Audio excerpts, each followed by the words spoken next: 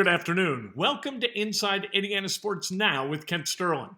It's Wednesday, March 24th, 2021. We are brought to you by, as always, the great people of today's dentistry, Dr. Mike O'Neill, the single best dentist I've ever gone to, the only dentist I've gone to the last 27 years. That's how good he is. Give him a call. Finally, once and for all, take control of your dental health. 317-849-2933 is the number. As you watch, as you listen, hit the subscribe button. Hit the like button, ring the bell, do all that stuff. I appreciate it.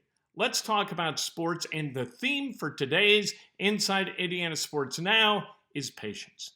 We really, as sports fans in Central Indiana, we need to take a deep breath and understand that people are doing their jobs and they have a process.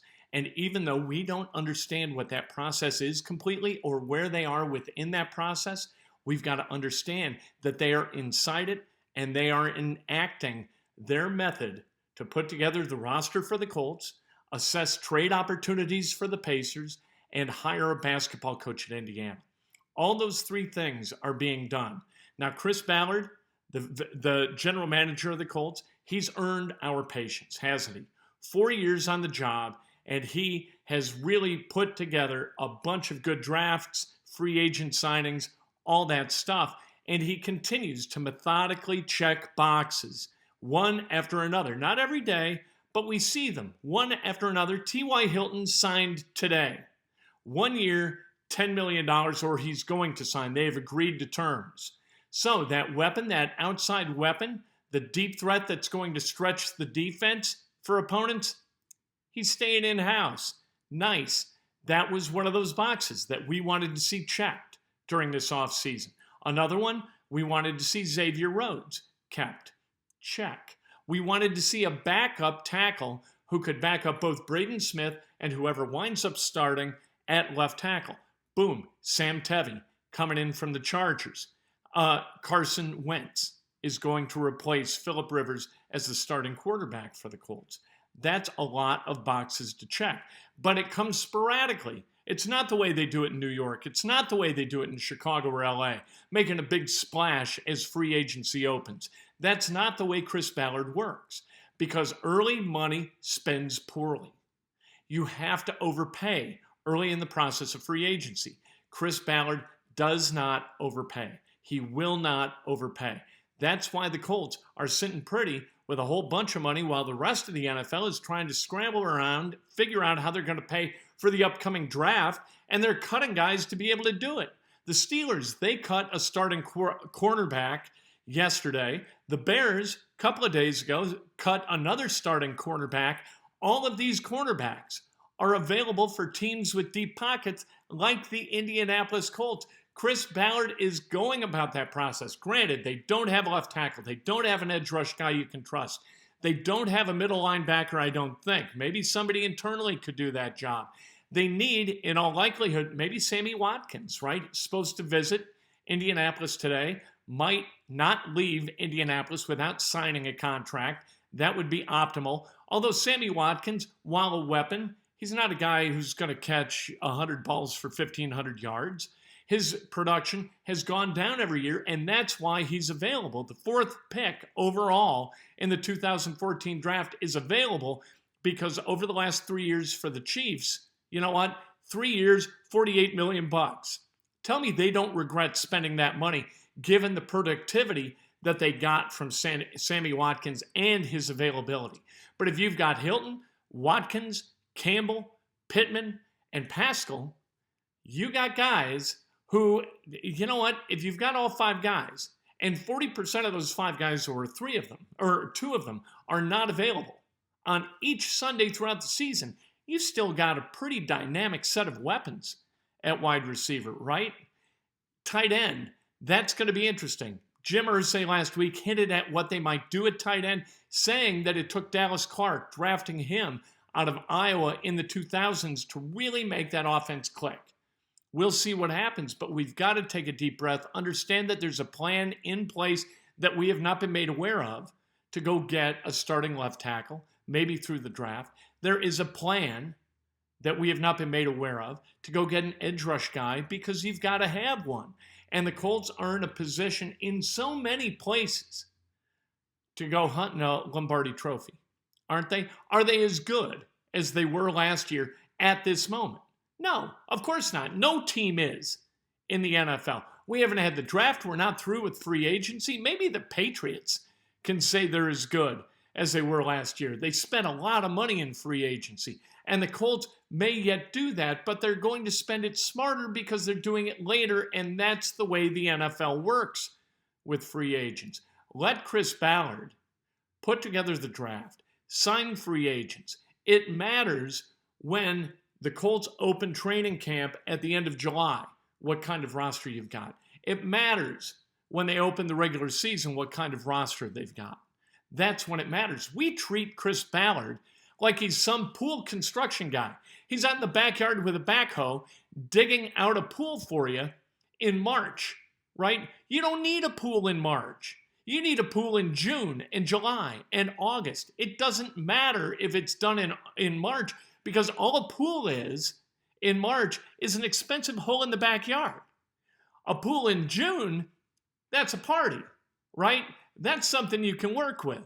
This is going to happen. It's all going to come together. And come August 1st, you're going to say, man, that Sterling guy wasn't such a dumbass after all, telling us to take a deep breath, that Chris Ballard was going to do his job and do it really, really well.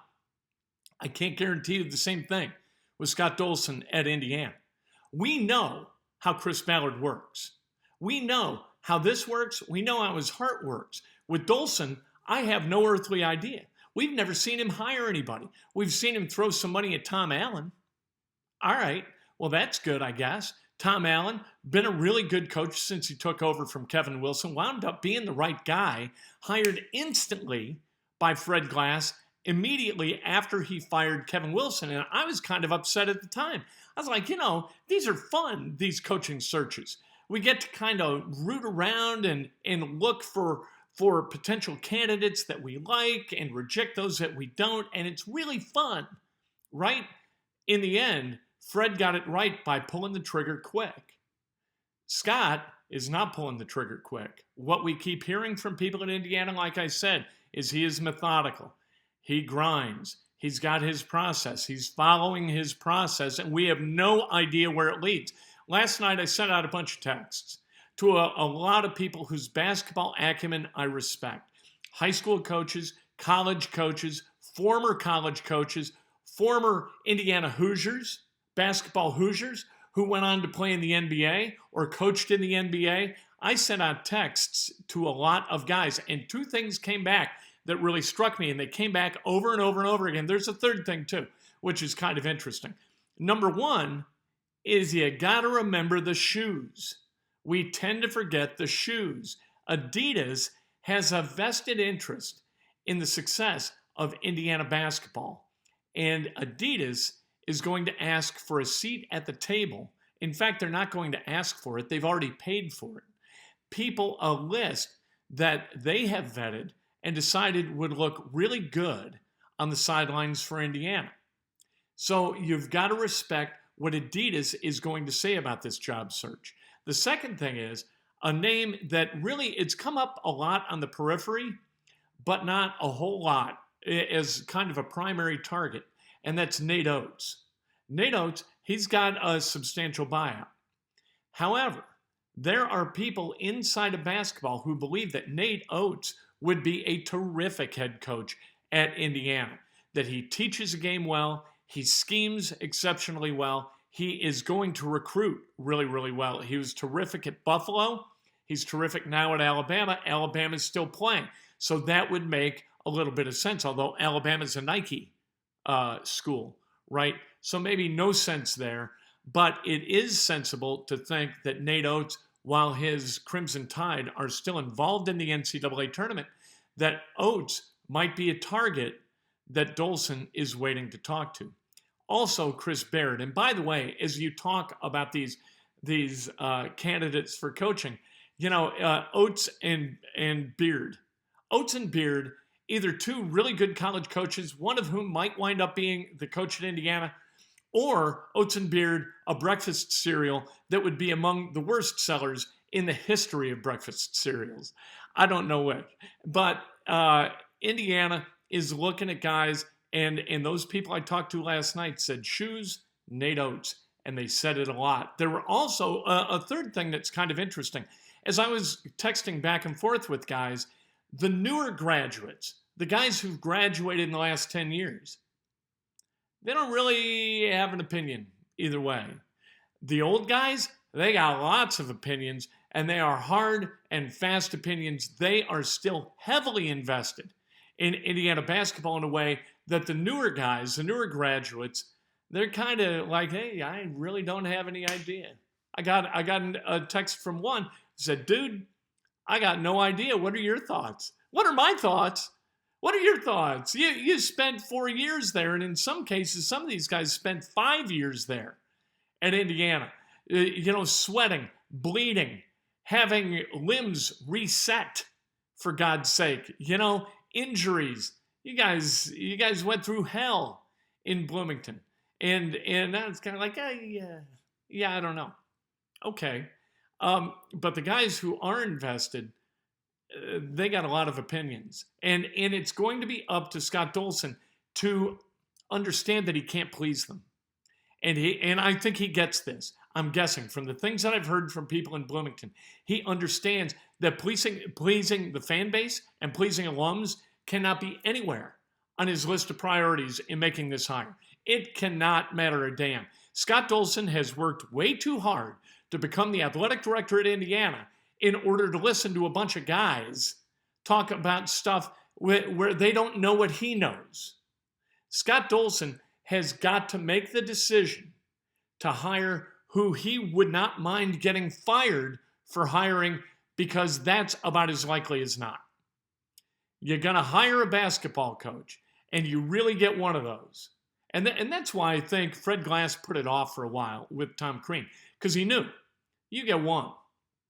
And so let's kick the can down the road and before we fire Tom Crean and hire a new person, because if I hire a new person and that person washes out, I got big trouble. So I think Scott Dolson is going to hire a guy that he wouldn't mind getting fired for, and credit to him for understanding that now is the time to make the change, right? Because he could have kicked the can down the road for another year. He could have done that. He could have brought Archie Miller back. He didn't. He went out, made the change, and now he's going to hire his guy in his way, and it's up to Indiana fans to take a deep breath and understand, you know what? Maybe it'll be Thad Matta. Maybe it'll be Nate Oates. Maybe it'll be Chris Beard. Maybe it'll be Dane Fife. Maybe it'll be Mike Woodson. Who else is out there? Calbert Cheney was mentioned. Porter Mosier, who I would counsel Dolson not to hire, not because he's not a wonderful coach. He's a great coach. Watch Loyola play defense, for the love of God. You want to see a defensive clinic? You want to see defense coached in the way that Rick Majerus did it before he passed away? Watch Loyola. Porter Mosier had Majerus as a mentor at St. Louis, learned from him, and now you're seeing the fruits of those lessons in Rogers Park in Chicago and in Indianapolis, right? Porter Mosier is a terrific coach, but he absolutely fits Loyola. He is a Chicago guy. He is a defense-first guy. That's the way you win at the Loyola level. If he came to Indiana and tried to get this current roster to play defense as hard as Loyola plays it in Chicago or down here in Indianapolis, I think there'd be a mutiny. I don't know if you can do it. That's the thing with Chris Beard. I don't know. You're gonna hire somebody, and Dolson will, and we're gonna see what the fruits of that are. It would not surprise me. I was texting with a guy today who thought that Dolson's gonna go completely off the radar and hire somebody that maybe we've never even heard of. I think that's about as likely as not. I think it might come out, hey, we've hired this guy, and people go, who? Who the hell is that guy? They're gonna think it's a joke at first. They say, oh my God, what's going through his head? And it's going to be fascinating. This is going to be an interesting process. And I think that Kevin Pritchard stands pat at the deadline tomorrow. I don't think he makes a move for the Pacers. I just don't see it happening. They got TJ Warren's coming back. They're trying to figure out LeVert in the thing. Anyway, we'll talk about all of it. Pacers, Detroit tonight at Bankers Life. Can't wait to talk about that and more tomorrow morning live at 6. Facebook Live, brought to you by the great people at Today's Dentistry.